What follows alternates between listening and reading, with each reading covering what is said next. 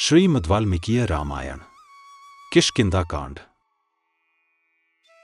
5वां सर्ग 31 श्लोक। सारांश। श्रीराम और सुग्रीव की मैत्री तथा श्रीराम द्वारा वाली के वध की प्रतिज्ञा। आरंभ। ओम श्री गणेशाय नमः। ओम श्री सीतारामचंद्राभ्याम नमः। श्लोक 1 से 10। श्रीराम और लक्ष्मण को ऋष्यमुख पर्वत पर सुग्रीव के निवास स्थान में बिठाकर हनुमान जी वहां से मलय पर्वत पर गए, जो ऋष्यमुख का ही एक शिखर है, और वहां वानर राज सुग्रीव को उन दोनों रघुवंशी वीरों का परिचय देते हुए इस प्रकार बोले। महाप्राज्ञ, जिनका पराक्रम अत्यंत दृढ़ और अमोघ है, वे श्री रामचंद्र जी अपने भाई लक्ष्मण के साथ पधारे हैं। इन श्रीराम का आविर्भाव इक्ष्वाकु कुल में हुआ है। ये महाराज दशरथ के पुत्र हैं और स्वधर्म पालन के लिए संसार में विख्यात हैं। अपने पिता की आज्ञा का पालन करने के लिए इस वन में इनका आगमन हुआ है। जिन्होंने राजसूय और अश्वमेध यज्ञों का अनुष्ठान करके अग्निदेव को तृप्त किया था, ब्राह्मणों को बहुत सी दक्षिणाएं बांटी थीं और लाखों गौएं दान में दी थीं, जिन्होंने सत्यभाषण पूर्वक तप के द्वारा वसुधा का पालन किया था, उन्हीं महाराज दशरथ के पुत्र ये श्रीराम पिता द्वारा अपनी पत्नी कैकेयी के लिए दिए हुए वर का पालन करने के निमित्त इस वन में आए हैं। महात्मा श्रीराम मुनियों की भांति नियम का पालन करते हुए दंडकारण्य में निवास करते थे। एक दिन रावण ने आकर सूने आश्रम से इनकी पत्नी सीता का अपहरण कर लिया। उन्हीं की खोज में आपसे सहायता लेने के लिए ये आपकी शरण में आए हैं। ये दोनों भाई श्रीराम और लक्ष्मण आपसे मित्रता करना चाहते हैं। आप चलकर इन्हें अपनावें और इनका यथोचित सत्कार करें, क्योंकि ये दोनों ही वीर हम लोगों के लिए परम पूजनीय हैं। हनुमान जी का यह वचन सुनकर वानरराज सुग्रीव स्वेच्छा से अत्यंत दर्शनीय रूप धारण करके श्री रघुनाथ जी के पास आए और बड़े प्रेम से बोले। प्रभो, आप धर्म के विषय में भली भांति सुशिक्षित, परम तपस्वी और सब पर दया करने वाले हैं। पवन कुमार हनुमान जी ने मुझसे आपके यथार्थ गुणों का वर्णन किया है। भगवन, मैं वानर हूं और आप नर। मेरे साथ जो आप मैत्री करना चाहते हैं, इसमें मेरा ही सत्कार है और मुझे ही उत्तम लाभ प्राप्त हो रहा है। श्लोक 11 से 20। यदि मेरी मैत्री आपको पसंद हो तो मेरा यह हाथ फैला हुआ है, आप इसे अपने हाथ में ले लें और परस्पर मैत्री का अटूट संबंध बना रहे, इसके लिए स्थिर मर्यादा बांध दें। सुग्रीव का यह सुंदर वचन सुनकर भगवान श्रीराम का चित्त प्रसन्न हो गया। उन्होंने अपने हाथ से उनका हाथ पकड़कर दबाया और सौहार्द का आश्रय ले बड़े हर्ष के साथ शोक पीड़ित सुग्रीव को हृदय से लगा लिया। सुग्रीव के पास जाने से पूर्व हनुमान जी ने पुनः भिक्षु रूप धारण कर लिया था।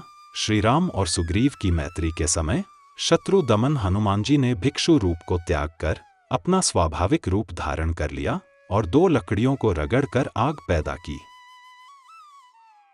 तत्पश्चात उस अग्नि को प्रज्वलित करके उन्होंने फूलों द्वारा अग्निदेव का सादर पूजन किया। फिर एकाग्र चित्त हो श्रीराम और सुग्रीव के बीच में साक्षी के रूप में उस अग्नि को प्रसन्नता पूर्वक स्थापित कर दिया।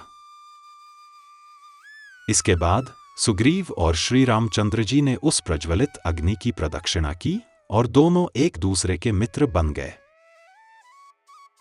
इससे उन वानरराज तथा श्री रघुनाथ जी दोनों के हृदय में बड़ी प्रसन्नता हुई। वे एक दूसरे की ओर देखते हुए तृप्त नहीं हो रहे थे। उस समय सुग्रीव ने श्री रामचंद्र जी से प्रसन्नता पूर्वक कहा, आप मेरे प्रिय मित्र हैं। आज से हम दोनों का दुख और सुख एक है। यह कहकर सुग्रीव ने अधिक पत्ते और फूलों वाली शाल वृक्ष की एक शाखा तोड़ी और उसे बिछाकर वे श्री रामचंद्र जी के साथ उस पर बैठ गए। तदनंतर पवन पुत्र हनुमान जी ने अत्यंत प्रसन्न हो चंदन वृक्ष की एक डाली, जिसमें बहुत से फूल लगे हुए थे, तोड़कर लक्ष्मण को बैठने के लिए दी। इसके बाद हर्ष से भरे हुए सुग्रीव ने, जिनके नेत्र हर्ष से खिल उठे थे, उस समय भगवान श्री राम से स्नेहपूर्वक मधुर वाणी में कहा। श्लोक 21 से 31। श्री राम, मैं घर से निकाल दिया गया हूं और भय से पीड़ित होकर यहां विचरता हूं। मेरी पत्नी भी मुझसे छीन ली गई। मैंने आतंकित होकर वन में इस दुर्गम पर्वत का आश्रय लिया है। रघुनंदन, मेरे बड़े भाई वाली ने मुझे घर से निकालकर मेरे साथ वैर बांध लिया है। उसी के त्रास और भय से उद्भ्रांत चित्त होकर मैं इस वन में निवास करता हूं। महाभाग, वाली के भय से पीड़ित हुए मुझ सेवक को आप अभय दान दीजिए। काकुत्स्थ, आपको ऐसा करना चाहिए जिससे मेरे लिए किसी प्रकार का भय न रह जाए। सुग्रीव के ऐसा कहने पर धर्म के ज्ञाता, धर्म वत्सल, ककुत्स्थ कुलभूषण तेजस्वी श्रीराम ने हंसते हुए से वहां सुग्रीव को इस प्रकार उत्तर दिया। महाकपे, मुझे मालूम है कि मित्र उपकार रूपी फल देने वाला होता है। मैं तुम्हारी पत्नी का अपहरण करने वाले वाली का वध कर दूंगा। मेरे तूणीर में संग्रहित हुए ये सूर्यतुल्य तेजस्वी बाण अमोघ हैं। इनका वार खाली नहीं जाता। ये बड़े वेगशाली हैं। इनमें कंक पक्षी के परों के पंख लगे हुए हैं, जिनसे ये आच्छादित हैं। इनके अग्रभाग बड़े तीखे हैं और गांठें भी सीधी हैं। ये रोष में भरे हुए सर्पों के समान छूटते हैं और इंद्र के वज्र की भांति भयंकर चोट करते हैं। उस दुराचारी वाली पर मेरे ये बाण अवश्य गिरेंगे। आज देखना, मैं अपने विषधर सर्पों के समान तीखे बाणों से मारकर वाली को पृथ्वी पर गिरा दूंगा। वह इंद्र के वज्र से टूट फूट कर गिरे हुए पर्वत के समान दिखाई देगा। अपने लिए परम हितकर वह श्री रघुनाथ जी का वचन सुनकर सुग्रीव को बड़ी प्रसन्नता हुई।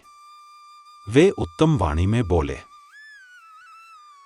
वीर पुरुष सिंह, मैं आपकी कृपा से अपनी प्यारी पत्नी तथा राज्य को प्राप्त कर सकूं, ऐसा यत्न कीजिए।